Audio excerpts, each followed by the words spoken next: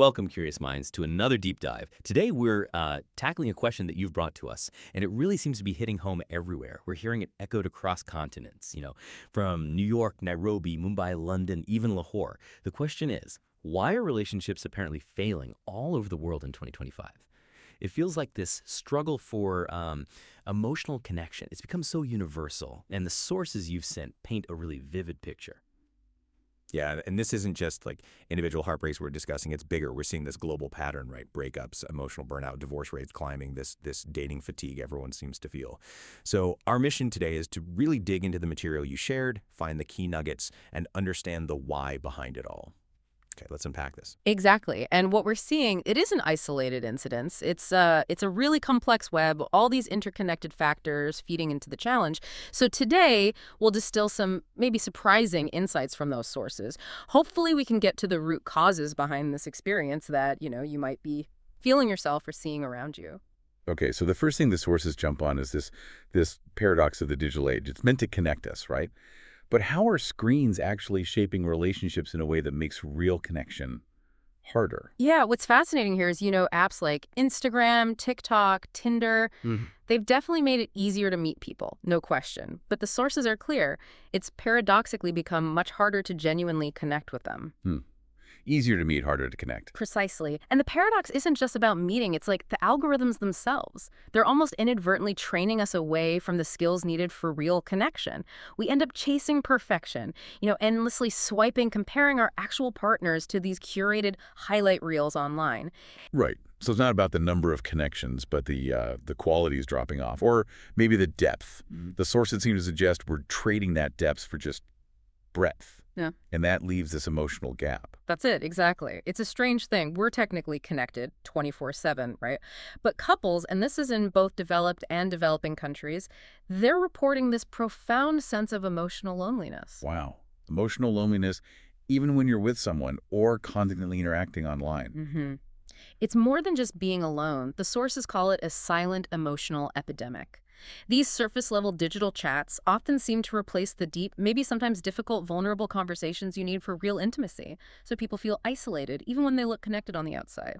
Okay, so beyond the digital world, there's another huge pressure point. Very tangible. Money. The economic situation in 2025. It's pretty stark, isn't it?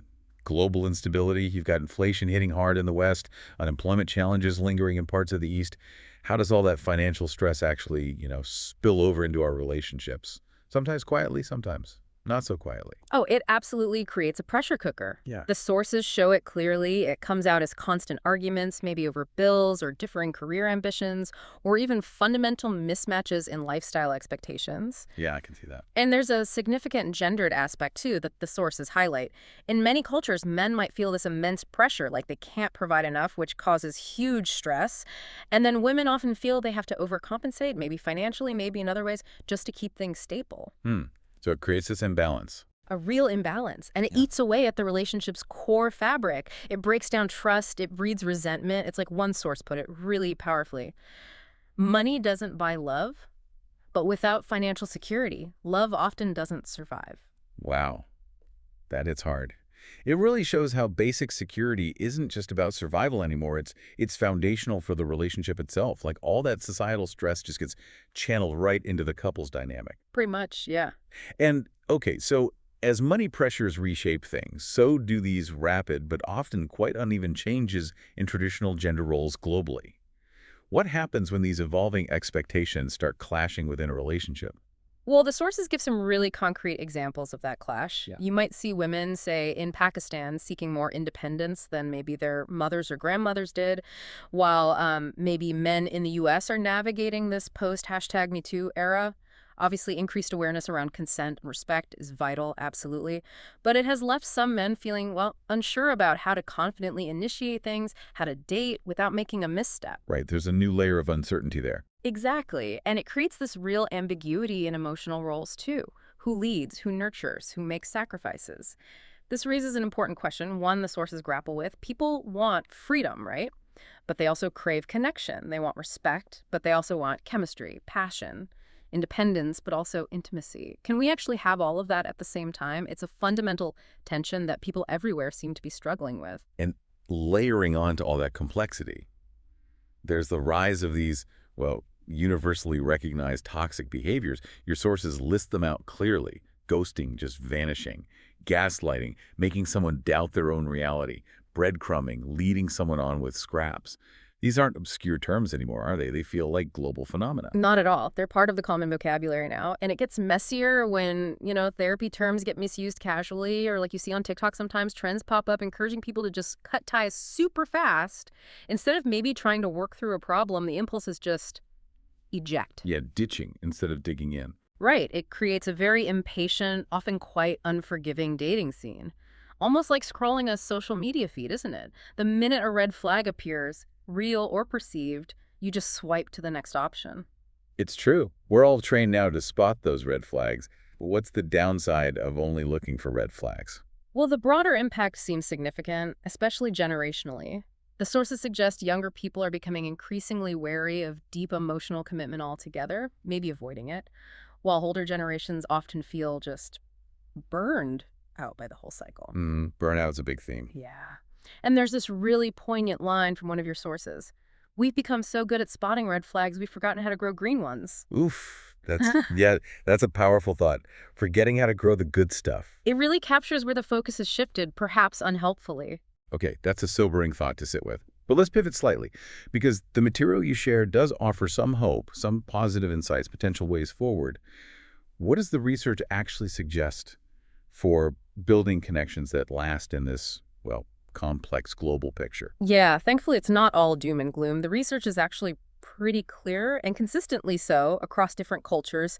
Couples who actively prioritize things like emotional regulation, setting healthy boundaries, and committing to mutual growth, they tend to stay together longer. Okay, emotional regulation, boundaries, mutual growth. Can you unpack emotional regulation a bit? Sounds important. Absolutely. And it's key because it's not about suppressing feelings, not at all. It's about developing the capacity to sit with discomfort, yours and your partner's, to communicate about it constructively, to co-regulate, basically soothe each other. It's a skill that, frankly, those quick digital interactions rarely help us build. Right. That makes sense. And then healthy boundaries, they provide the essential framework for mutual respect. Mutual growth ensures the couple evolves together instead of slowly drifting apart. So it's about active skills and shared direction. Exactly. And if we connect this to the bigger picture, thinking globally, the future of love isn't really shaping up as an East versus West thing or traditional versus modern. It seems to be evolving more into a dynamic of, say, emotionally aware versus emotionally unavailable. The core understanding from your sources is this. If we want to fix relationships globally, it really has to start with fixing how we connect, first with ourselves and then with others. It's an internal job with external, even global consequences. Right. So what does this all mean for you, the listener? We've journeyed through quite a bit today, the global nature of these relationship challenges, from the digital disconnects, the financial heat, those cultural clashes, the toxic trends. And running through it all, the emphasis from your sources really seems to be on the personal work, the internal shifts needed for positive change. Absolutely. So maybe a takeaway thought for you is to reflect on this. What's dating like or marriage like right where you live? Do the things we've talked about resonate with your own experiences or what you see happening around you? And maybe think about what green flags are you actively looking for, or perhaps trying to cultivate yourself. It's definitely a conversation worth continuing, personally and maybe even culturally. Couldn't agree more. And that conversation will continue, because that's exactly what we'll be diving into next time based on the fascinating material you shared for our follow-up. Happy couples do exist. And here's what they all have in common. Definitely sounds like one you won't want to miss.